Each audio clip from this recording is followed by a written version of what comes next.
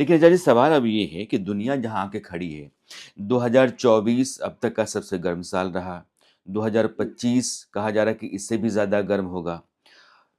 दोनों ध्रुवों पर धरती के बर्फ पिघल रही है, समंदर का पानी उठता चला जा रहा है, दुनिया के ऊपर खतरा बढ़ता चला जा रहा है।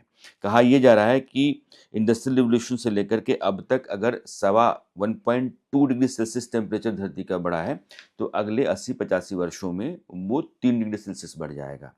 तो उसके बाद तो धरती के और धरती के साधन संसाधन इंसान के बचने की कहीं कोई गुंजाइश दिखती नहीं है। तो फिर ये तबाही की तरफ जा रहे हैं। देखिए, 1.5 डिग्री पर ही, 1.5 डिग्री और 2 डिग्री के बीच में किसी बिंदु पर, जैसे हम बात कर रहे थे कि फीडबैक साइकिल सक्रिय हो जाते हैं।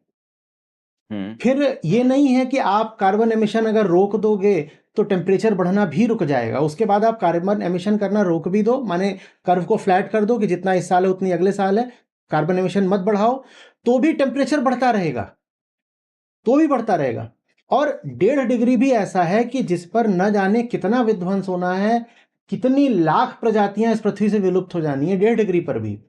3 डिग्री पर तो प्रलय है, और अगर 3 डिग्री से आगे जा रहा है तो फिर हमें सोचना भी नहीं चाहिए कि क्या है वो, बिल्कुल अनइमेजिनेबल उसके कॉन्सिक्वेंसेस हैं।